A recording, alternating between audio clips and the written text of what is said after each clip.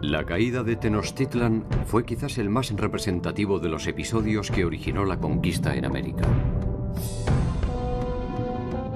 Se trató del enfrentamiento entre dos estados tecnológicamente diferenciados, pero decididamente similares en sus ambiciones imperiales.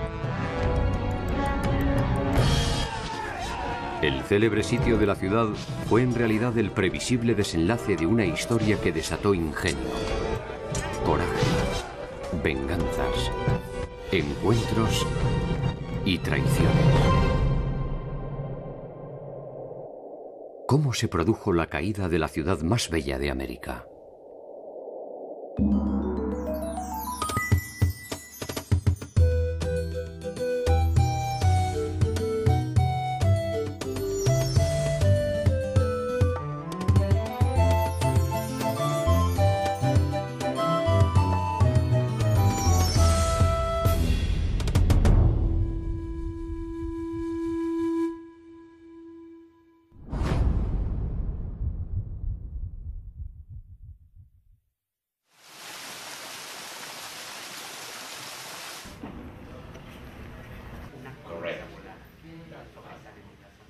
Los mexicas son conocidos históricamente como aztecas.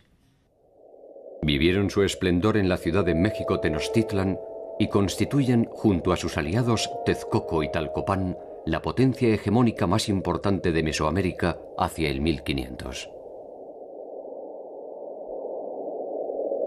Los límites de su territorio, sin embargo, resultaban algo imprecisos. Nosotros estamos un poco acostumbrados a que si una nación domina a otra o un señor es dueño de un territorio, tiene un territorio continuo, ¿no? Y en el caso del México antiguo era muy diferente. En un determinado territorio podía haber poblaciones que dependían, uno de Texcoco, otro de Tlalcopán y otro de Tenochtitlan. Esta triple alianza fue, digamos, para los pueblos sometidos una amenaza constante. Constantemente también ellos trataban de rebelarse. Sabemos que en un extremo llegaron a Veracruz, del otro lado también tenemos poblaciones, Oaxaca, Guerrero y todo el centro de México, ¿no? Estaba muy dominada con excepción de la zona de Tlaxcala, que Tlaxcala aparece siempre como un señorío independiente que se rebela ante el control de los mexicas, pero que los mexicas los tienen cercados.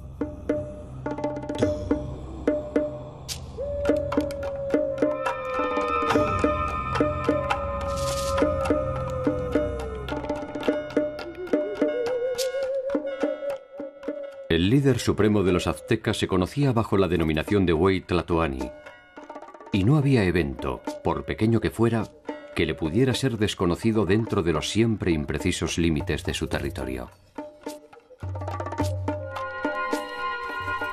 Más allá de sus ejércitos, la muestra más contundente del poderío mexica fue, sin lugar a dudas, la ciudad de Tenochtitlan.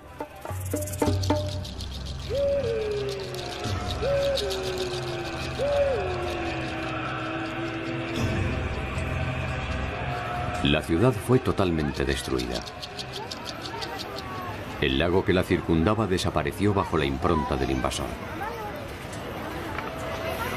Sobreviven sus habitantes, pero refundados en siglos de nuevas influencias. Imaginarla bajo la actual Ciudad de México exige un ejercicio que en principio invita a pensarla en silencio.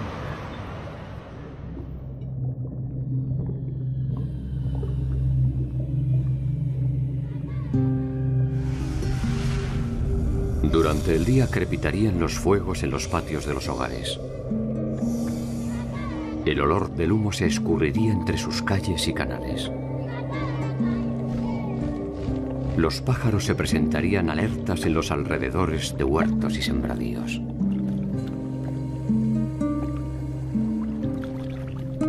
Decenas de miles de canoas saludarían el inicio del día para concentrarse poco a poco en la zona del mercado.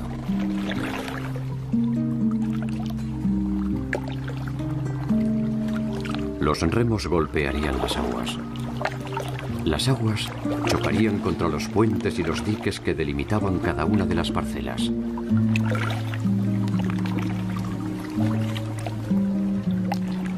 El mercado de Tlatelolco se erizaría de demandas y ofertas en su maroma de intercambios.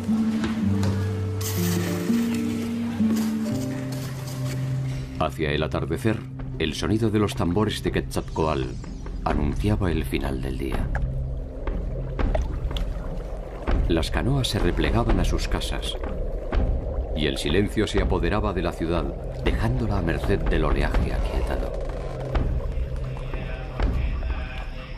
Entonces, cuando el pueblo descansa, el centro ceremonial libera a los hijos predilectos de la nobleza que salen de las escuelas y caminan por entre los templos hacia sus palacios. Sus flautas suavizan la noche y liberan canciones y poesías. De la ciudad de Tenochtitlan sabemos que era un centro urbano que estaba asentado en una isla.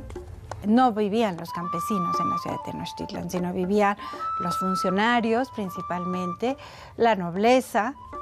Entonces era un centro urbano con sus calles bien delimitadas, su alumbrado y la prohibición de circular en las noches. El centro ceremonial era el corazón de la ciudad. Allí, los palacios albergaban a los personajes más destacados que como tales poseían ciertos privilegios.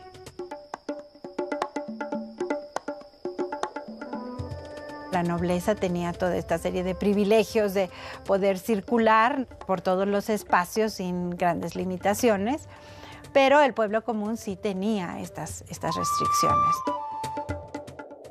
La noche era una de estas restricciones. La prohibición de circular era atentamente vigilada y perseguía el mantenimiento de un orden social estricto. Sabemos que había todo un código de justicia y de castigos para aquellos que entraban a las casas a robar. Tenochtitlan era la capital del orden cósmico, arquitectónico, productivo y social. Las leyes establecían rigurosamente premios y castigos y, como en toda sociedad compleja, las normas no son otra cosa que una expresión del deseo. Se ha dicho que en el México prehispánico había las prostitutas. Realmente no es un término correcto. Estas mujeres en el México prehispánico tenían una función social. No eran mal vistas, eran las entrenadoras, eran las que iban a educar a los jóvenes y les iban a enseñar todas estas artes, ¿no? Entonces, no tienen esa carga negativa que nosotros en muchas partes de la sociedad se les da.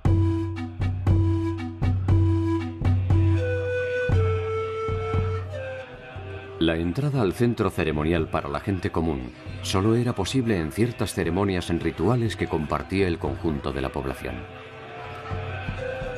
No era fácil ingresar a estos espacios que estaban delimitados para la nobleza y un grupo muy selecto.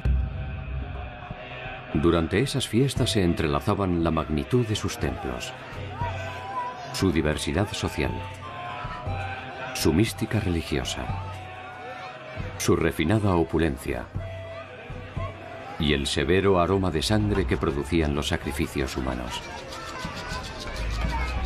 Este ritual, pues tan fastuoso, digamos, era una manera de también tener controlada a la población, impresionada ante estas celebraciones, que cuando lograban entrar al recinto del Templo Mayor para estas celebraciones, pues debió de haber sido un espectáculo muy impresionante para el pueblo común. Los españoles describen la ciudad como les sorprende la vida y la cantidad de gente circulando, la comparan con las grandes capitales de Europa de ese momento. Era una ciudad en toda la extensión de la palabra, ¿no? Ya hablamos de que tenía sus mercados, tenía sus barrios, tenía dentro de los barrios sus templos, las casas de habitación de las personas. Y uno se pregunta, bueno, si estaban en una isla, ¿cómo se abastecían de la serie de productos? Sabemos que había un verdadero movimiento de canoas. Varias de estas canoas transportaban productos que se vendían, como por ejemplo el agua.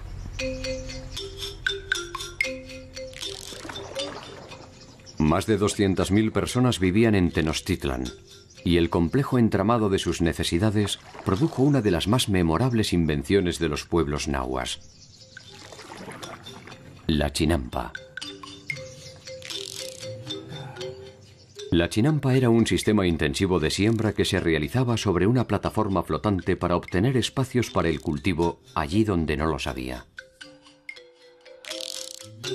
La chinampas es un tipo de adaptación muy local a condiciones específicas muy particulares. La chinampa lo que permite es un método para ganarle tierra al lago. El lago, según la descripción de los españoles, no llegaba más arriba del medio muslo metido, aunque había grandes capas de lodo inferior. Lo que hacían los indígenas, y lo siguen haciendo, por ejemplo, en Xochimilco actualmente, es cortar vegetación natural, plagas que crecen en el lago, le llaman cinta, la cortan en la forma en que quieren hacer la chinampa, generalmente rectangular, algunas como peines, etcétera. Y después le van con un cucharón de madera, cogen fango del fondo del lago y se lo acumulan arriba de esta capa de vegetación muy enredada que crece naturalmente en el lago. Luego le ponen otra capa de vegetación, otra capa de lodo, otra capa de vegetación, otra capa de lodo, hasta que llegan a tener una profundidad suficiente que el colchón que están haciendo de vegetación y lodo sobrepasa el nivel del lago. Y lo que tendrían es un colchón de material orgánico en putrefacción, húmedo, que no necesita riego porque todo lo adquiere por porosidad, donde las plantas serían sembradas en la parte superior.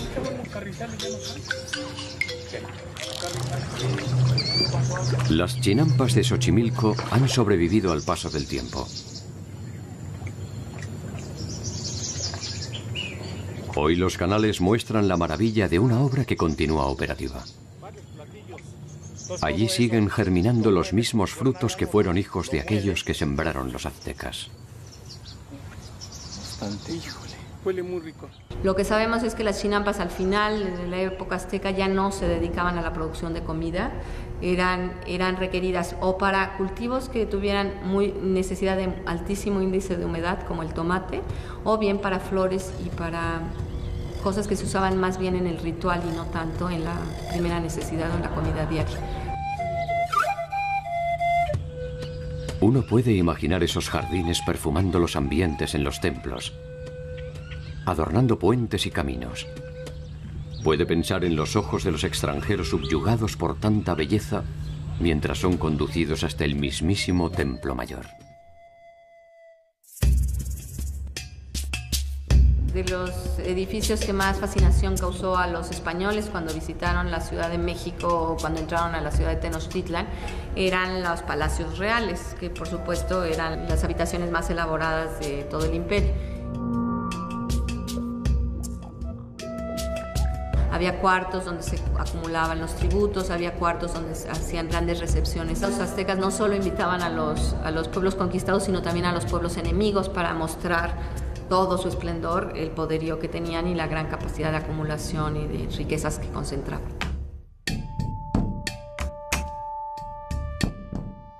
La ostentación nunca es muda y la codicia nunca es sorda. 25 años después del arribo de los españoles, en 1517, Hernández de Córdoba encabeza una serie de intentos de desembarco que son repelidos sistemáticamente por champotones y huastecas. Le llevará 2 años a las fuerzas españolas avanzar a pie firme. Hernando de Cortés desembarca en las cercanías del actual puerto de Veracruz con un ejército de 600 hombres en abril del año 1519.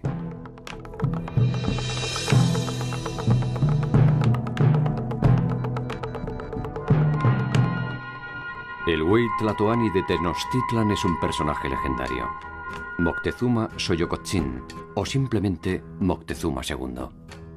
Moctezuma II es un personaje muy singular por varias cosas. Las fuentes nos dicen que él era un personaje muy religioso, que inclusive una gran parte de sus días, de su vida cotidiana, la pasaba en los recintos ceremoniales. Que además de ser un gran guerrero, esta religiosidad va a caracterizar mucho a Moctezuma II.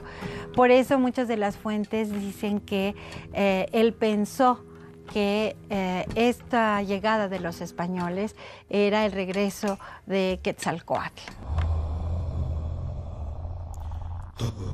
El culto a Quetzalcóatl, la serpiente emplumada, es uno de los más antiguos de Mesoamérica. Quetzalcóatl es en ocasiones un dios, en otras un héroe y a la vez un hombre. El gran complejo de mitos de Quetzalcóatl se teje en el posclásico tardío. Estamos hablando de los últimos 200 años antes de que lleguen los europeos. Son los mexicas los que crean y bordan todo este complejo mito de Quetzalcóatl. Para ellos se apoya en una leyenda que se atribuye a los toltecas. Los toltecas desarrollaron su cultura en torno a la ciudad de Tula. Quetzalcóatl, uno de sus gobernantes, condujo la ciudad con sabiduría y rectitud y suprimió los sacrificios humanos, despertando el recelo de sus enemigos. Uno de ellos, Tezcatlipoca, convenció a la hija de Quetzalcóatl para que lo emborrachara y lo sedujera. Quetzalcóatl tiene relaciones con su hija y al despertar, lleno de vergüenza por su falta, abandona Tula y se marcha hacia el este montado en una balsa de serpientes.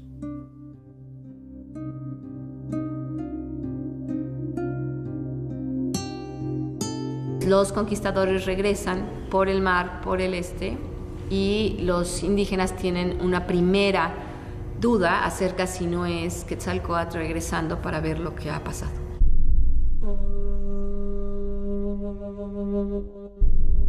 La hipótesis del regreso de Quetzalcóatl es uno de los tantos enigmas que tuvo que descifrar Moctezuma ante la presencia española en la costa del Golfo.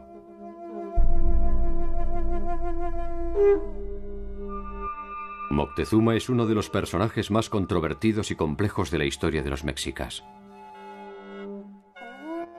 Cada uno de sus actos, al menos los memorables, adquiere una relevancia tal que puede ser presa fácil de los intérpretes de los hechos consumados.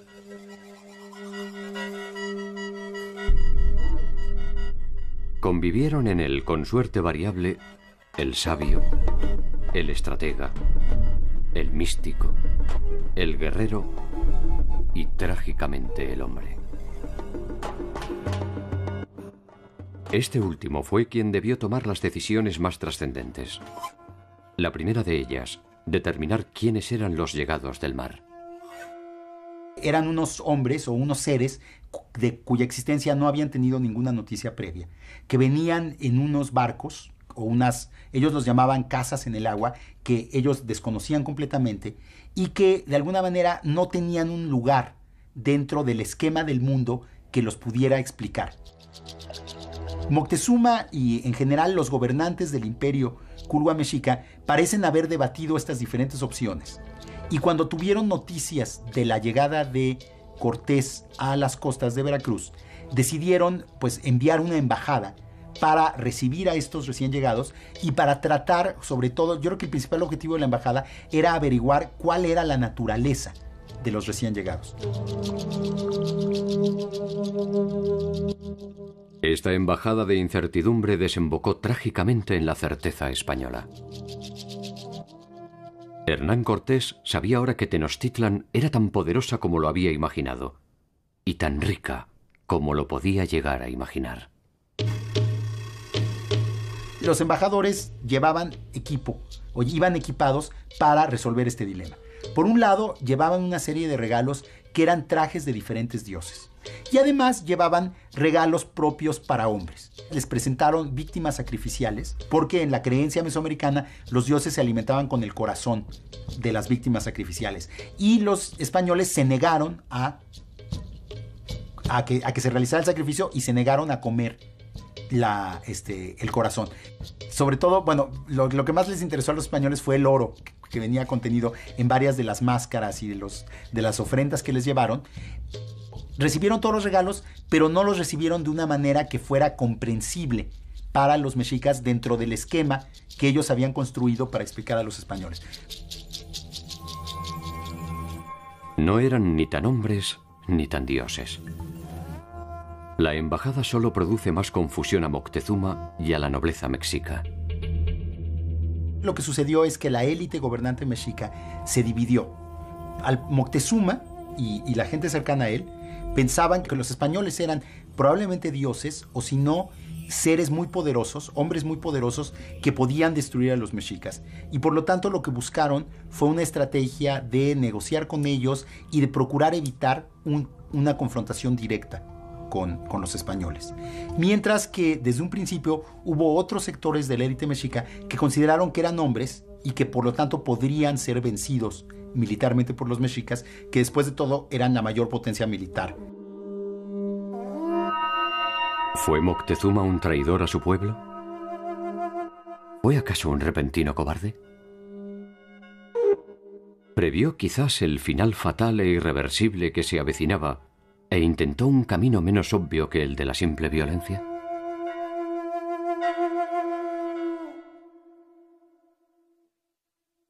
Los códices indianos escritos durante la conquista se han dado en llamar la visión de los vencidos. Allí se refiere la aparición de una serie de presagios funestos que se manifestaron desde 10 años antes de la llegada de los españoles. En ocasiones, los presagios sirven para anticipar lo que vendrá. En ocasiones, para intentar dar una respuesta a lo que está pasando. Si esto fue así, es probable que el mismo Moctezuma o sus augures hayan sido los creadores de los propios fantasmas que los devoraron.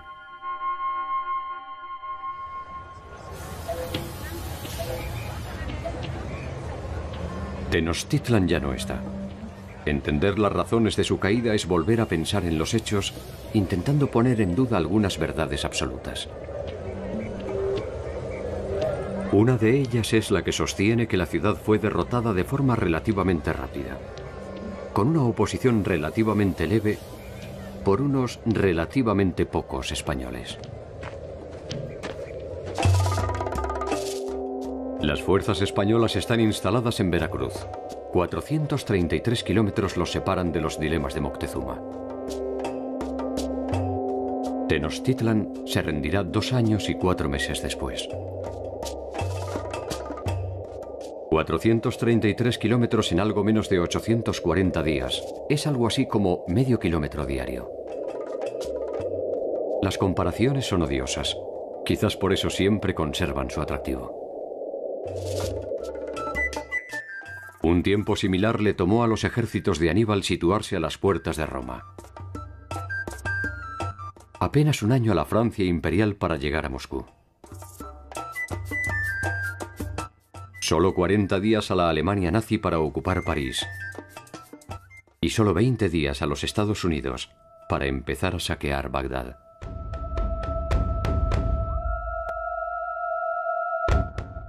Según refieren los cronistas españoles, el ejército que venció a los mexicas estaba compuesto por 200.000 tlaxcaltecas, 40.000 más entre los de Huecotchingo, Cholula y Chalco, 900 españoles, 80 caballos, más de 100 escópteros y ballesteros, 15 cañones y 13 bergantines. Estas cifras de ninguna manera podrían ser interpretadas como un pequeño grupo de hombres, sino como lo que eran: un poderoso ejército.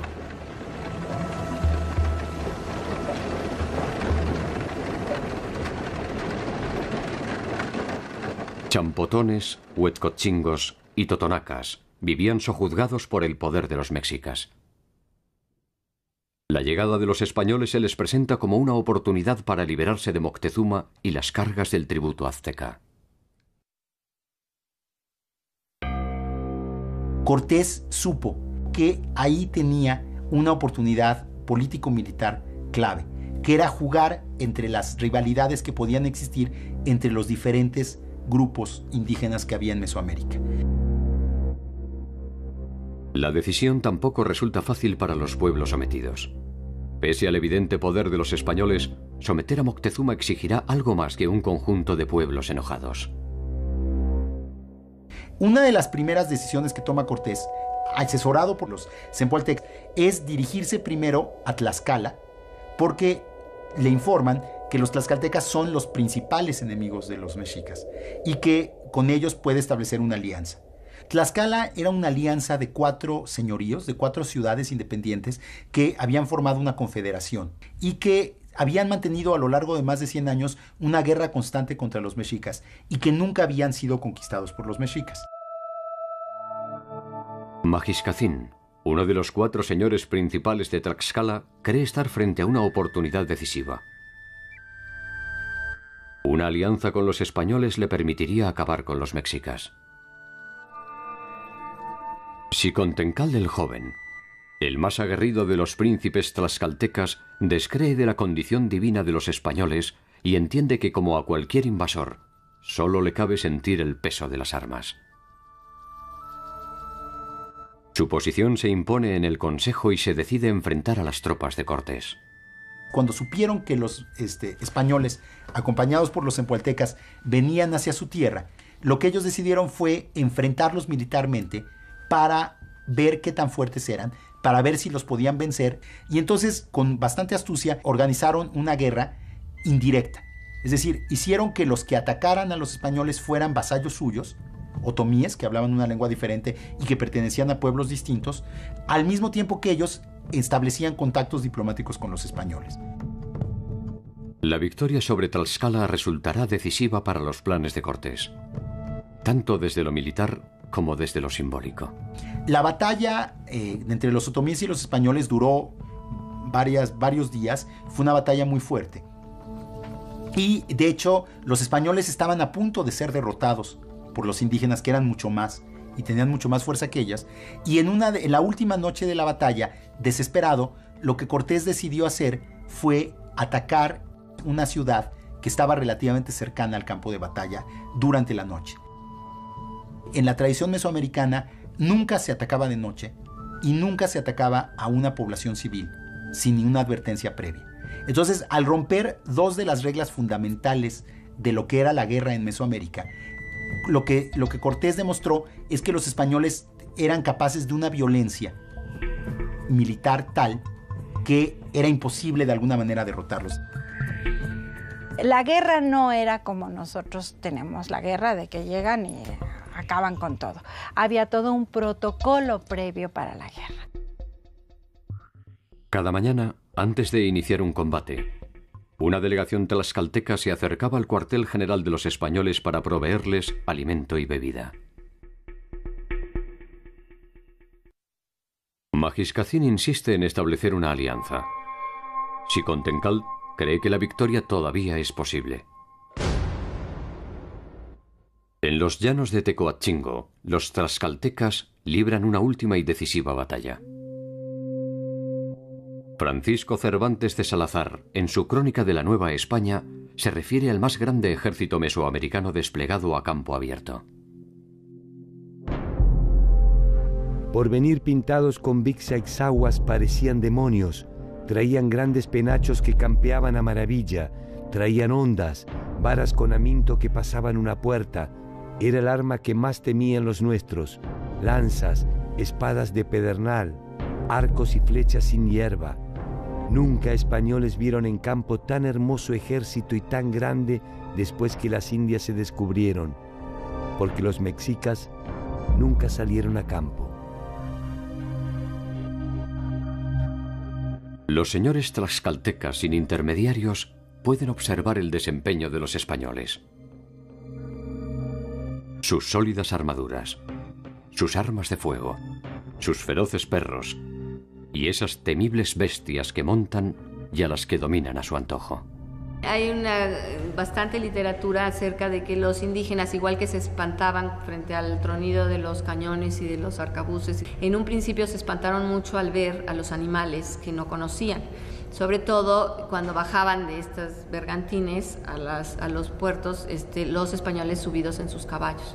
En las descripciones que, por ejemplo, recibe Moctezuma hasta el centro de México de sus espías en la costa que ven a los primeros españoles, es que son seres que son uno solo, o sea, el conquistador y el caballo, y sí les tienen enorme miedo por su total desconocimiento de la naturaleza específica del caballo. Los perros de pelea, por ejemplo, son muy agresivos, habían sido entrenados para morder, y los indígenas les tienen gran pavor porque, bueno, eso sí es un arma muy efectiva cuando hay enfrentamientos entre españoles y indígenas. Los tlaxcaltecas no fueron un pueblo que se entregara cobardemente al extranjero en la primera ocasión, sino midieron la fuerza del extranjero y decidieron que el camino más racional para ellos, para lograr mantener su supervivencia política como pueblo, era aliarse con esta fuerza, y sobre todo vieron en los españoles la oportunidad de vencer a su enemigo histórico, que eran los mexicas. Cortés y su multitudinario ejército llegan hasta la ciudad de Cholula, aliada de Moctezuma. La ciudad consagrada a uno de los principales dioses mesoamericanos, Quetzalcóatl. Según cuentan los españoles, cuando llegaron a Cholula, les fueron avisados que iban a ser atacados a traición al día siguiente. Y entonces ellos decidieron atacar primero. Y entonces rodearon la plaza principal de Cholula junto a la pirámide de Quetzalcóatl y masacraron a todos los que estaban en la plaza en ese momento.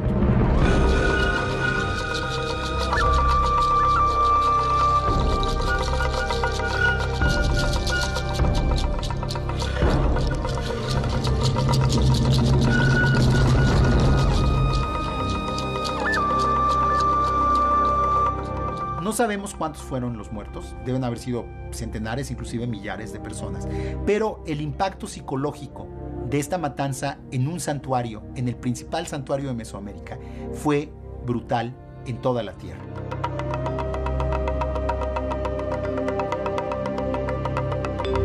Finalmente, Cortés llegó a la Ciudad de México en noviembre de 1519 y ahí fue recibido formalmente por Moctezuma.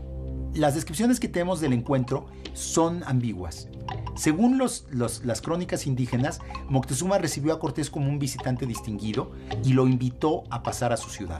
En cambio, Cortés afirma claramente que Moctezuma se sometió formalmente a los españoles en el momento de recibirlos.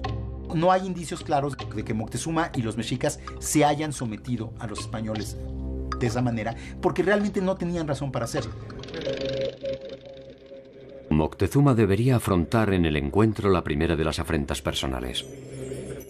Su bella ciudad, sus puentes inexpugnables, se abren no solo para recibir a los españoles. Los españoles entraron a la Ciudad de México y entraron acompañados de estos otros indígenas que eran sus aliados, los cempaltecas y los tlaxcaltecas, lo cual, desde luego, para los mexicas fue una humillación terrible, porque era recibir en su propia ciudad a sus peores enemigos, los tlaxcaltecas, ¿no? Alojado con honores en el centro ceremonial de Tenochtitlan, Moctezuma no tardaría en recibir una segunda afrenta. Cortés lo confina como rehén en su propio palacio como garantía de su seguridad. Moctezuma acepta la decisión y de ahí en adelante será un huésped de honor en su propia casa. Las razones son todavía un enigma inexplicable. Quizás Moctezuma no hizo otra cosa que seguir el estricto orden que le indicaba la serie de presagios. Tal vez solo intentaba ganar tiempo para terminar con los españoles. Al tomar prisionero a Moctezuma, Cortés alteró de una manera que él no podía entender la relación de poder dentro de la élite mexica, porque paradójicamente debilitó al partido de Moctezuma, que era aquellos que querían la paz. Pero entonces hay que pensar en el papel que jugaba el Huetlatoani. Era un ser sagrado para el pueblo. Nadie podía tocar al Tlatoani. Inclusive no le podían ver directamente. había un descontrol de los indígenas de ver que Cortés lo tocaba y lo abrazaba y lo jaloneaba. Digo, ¿qué era eso, no? Entonces, realmente yo creo que el papel de Moctezuma fue muy difícil, ¿no? Fue un momento realmente, pues, dramático para él, ¿no? Y para toda la nobleza indígena. Lo que se creó fue una situación de parálisis o un impas político-militar entre los españoles y los mexicas. Por un lado, los españoles estaban en la Ciudad de México y ellos creían que habían logrado el sometimiento de los mexicas. Por el otro lado, los mexicas habían tenido que recibir a los españoles y estaban esperando la ocasión para ver cómo podían librarse de ellos.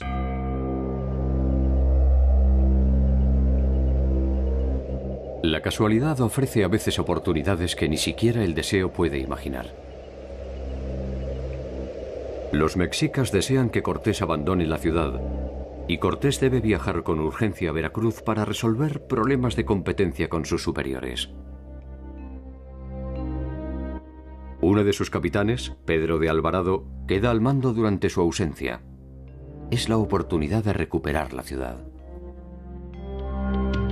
En mayo se iba a realizar una gran fiesta religiosa en honor a Tezcatlipoca y a Huitzilopochtli.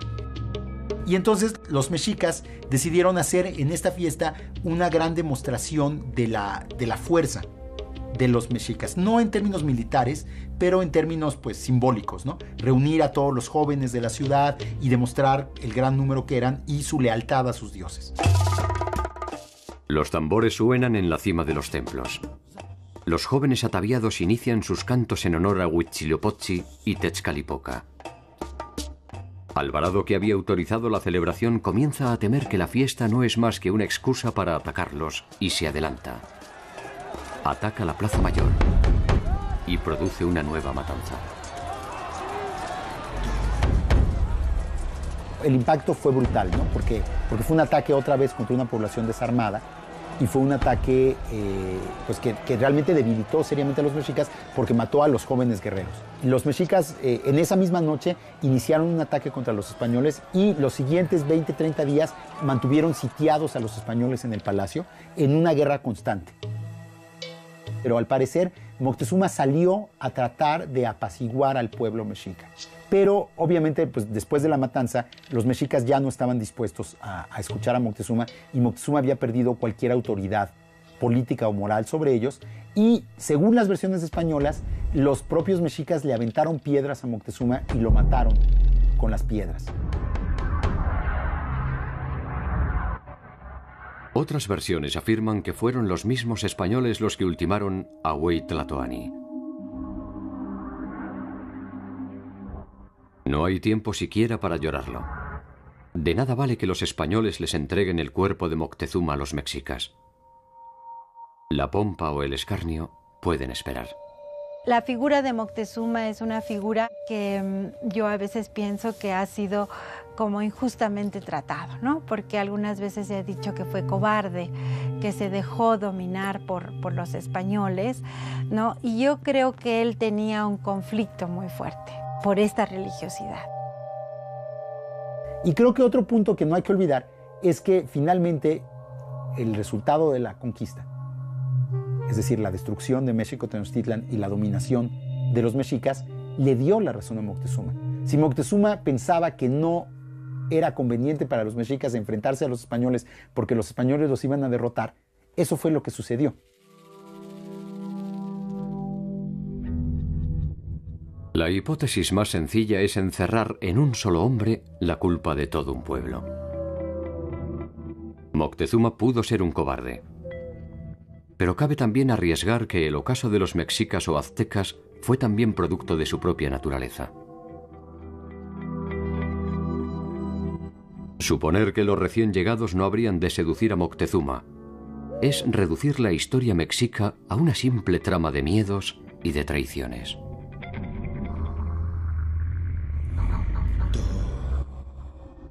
Cuando los mexicas erigieron Tenochtitlan, eran aún vasallos de otros señores.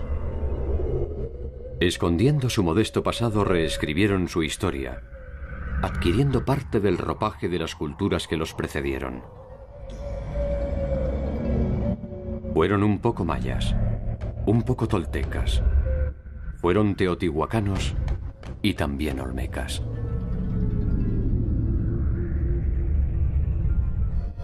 Moctezuma pudo también haber sido fiel a esta construcción colectiva. Quizás solo quiso aprender, vencer y cambiar, tal cual lo hicieron los antiguos tlatoanis. No sabremos jamás si solo esperaba reescribir su propio tiempo. Más allá del día final, su cuerpo vuela lleno de dudas hacia las profundidades del inframundo, mientras su pueblo recupera la memoria histórica, se despoja de su vano oropel y se entrega a la muerte heroica.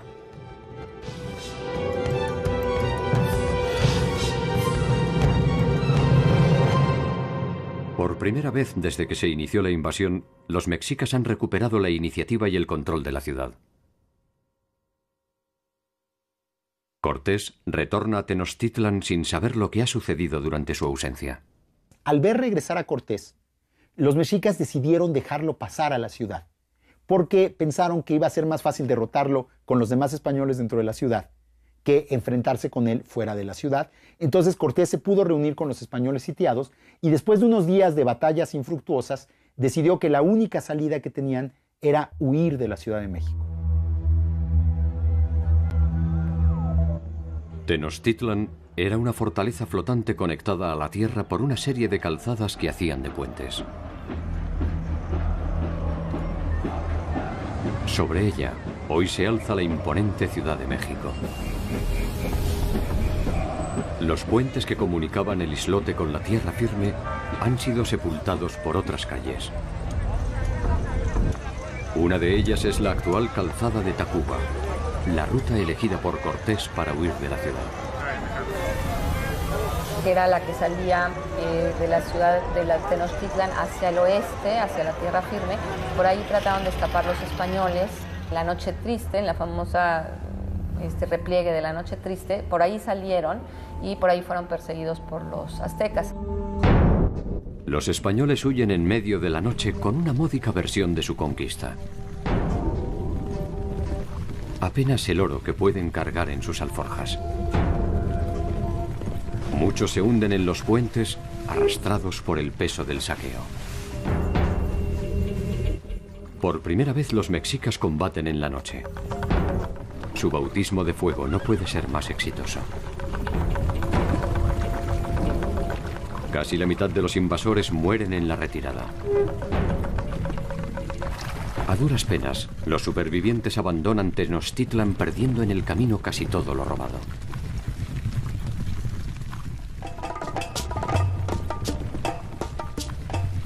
Es el primer triunfo de los mexicas y la primera derrota de los españoles.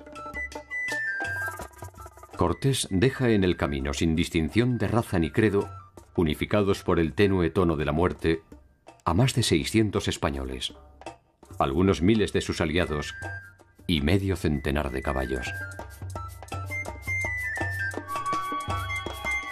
Huitzilopochtli, el dios de la guerra, tiene al fin su noche feliz. Su templo se regará con la sangre del invasor. Es un día de fiesta.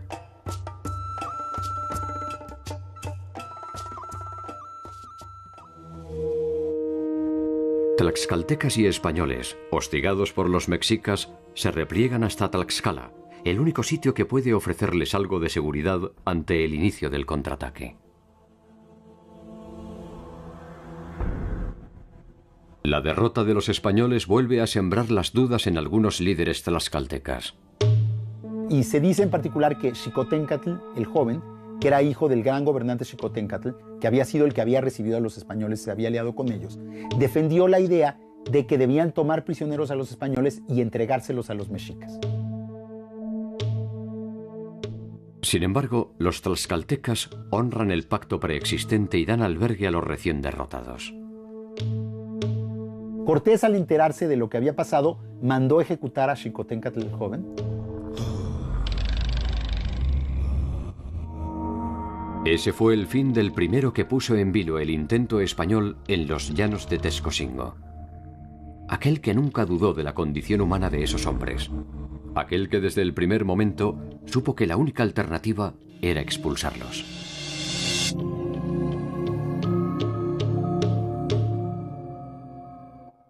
Paradoja del destino.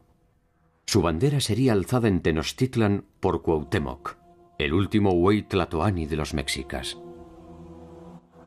Cuauhtémoc sabe que Cortés regresará. Lo sabe entre otras cosas porque él tampoco renunciaría a una conquista. Sus primeros pasos tienen que ver con el aprovechamiento del impacto de su reciente victoria. Las cabezas de los españoles vencidos y las de sus caballos se pasean por los señoríos de la región como prueba de la reciente vulnerabilidad de los invasores. En Tenochtitlan, Cuauhtémoc manda construir más de 6.000 canoas para resistir. Y luego buscaron restablecer la red de vasallajes y de alianzas que sostenían su imperio. Y para lograr eso, pensaron que lo mejor era ofrecerles a sus vasallos unas mejores condiciones. O sea, digamos que buscaron volverse a ganar la lealtad de los vasallos ofreciéndoles una reducción en tributos y unos mejores términos de gobierno, digamos. Esto, paradójicamente, lo que hizo, en vez de fortalecerlos, fue debilitarlos. Al negociar nuevos términos con sus vasallos, lo que demostraron fue una debilidad que terminó por afectarlos. En Tlaxcala, mientras tanto, se prepara una nueva incursión definitiva a Tenochtitlan. Cortés se propone un ataque masivo y utiliza el tiempo disponible para prepararse. 10 meses después estará de regreso con 13 bergantines y más de 200.000 hombres fuertemente pertrechados para iniciar el sitio. Otra cosa que afectó seriamente a los mexicas fue que se esparció por Mesoamérica la primera de las grandes epidemias venidas de Europa. La viruela era desconocida en Mesoamérica y los indígenas no poseían defensa contra el virus. En un alarde democrático, atacó indiscriminadamente tanto a mexicas como a tlaxcaltecas. Estos últimos, al menos, contaban con la experiencia española para intentar entender lo que pasaba. Para los mexicas, era otra señal desconocida, aciaga y estremecedora, que se abatía sobre su presente. Entonces, realmente, para cuando se inicia el sitio de la Ciudad de México en mayo de 1521, los mexicas están ya políticamente vencidos. Lo único que resta es derrotarlos militarmente, y esto es lo que va a ser la última gran batalla de la toma de la Ciudad de México, que durará 3 meses. Cuauhtémoc recibe los primeros ataques en 3 puntos simultáneos. Los bergantines distraen las acciones de sus canoas. Los mexicas destruyen los puentes que permiten el ingreso a la ciudad. Los españoles los reconstruyen durante la noche. Los nombres de Xilacatzin, Soyexin y Temoxin, héroes de aquellas sangrientas jornadas, resisten aún los intentos de la historia que insiste en sitiarlos en el anonimato. Un ataque comandado por el propio Cortés es repelido y 50 españoles se suman a los 15 que ya fueron tomados prisioneros. Durante la noche los españoles son sacrificados. Sus gritos retumban en el cielo de Tenochtitlan y llegan hasta donde intentan dormir las dudas de los enemigos. La esperanza de una victoria breve se aquieta y el invasor espera que la ciudad se consuma por sí sola. La provisión de agua ha sido cortada y no hay cómo abastecerlos de alimentos. La peste se expande entre los canales y los muertos se amontonan en las calzadas. En uno de los numerosos ataques, Cuauhtémoc es sorprendido a bordo de una canoa y finalmente es atrapado. La resistencia cesa y los españoles y tlaxcaltecas disponen el saqueo de la ciudad.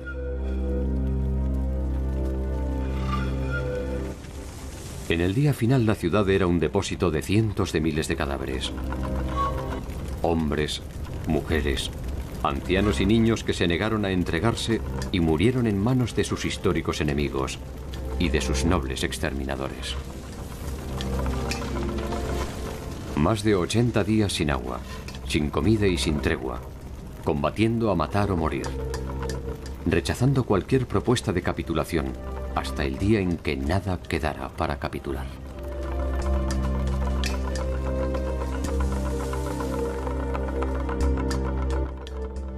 En 1525, 4 años después de la derrota, después de torturas e intentos de manipulación, Cuauhtémoc es ejecutado. Con él se va el secreto del tesoro que perdieron los españoles en su huida. Ya no habrá más Huey Tlatoani, ni habrá más Tenochtitlan.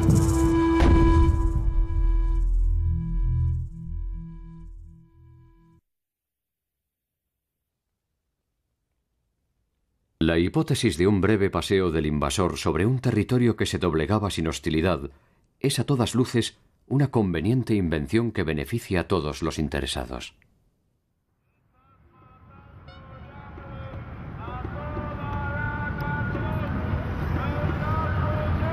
Por detrás de la espada, los cronistas terminaron su tarea reduciendo los hechos a una breve historia de corajes, intrigas, traiciones y daños colaterales.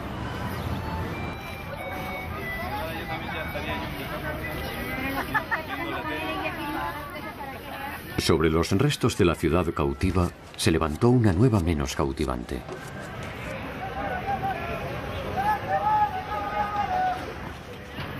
Lo que quiso ser arena del olvido volverá alguna vez a la orilla de la memoria para intentar ser una vez más, desde allí, el principio de una nueva peregrinación.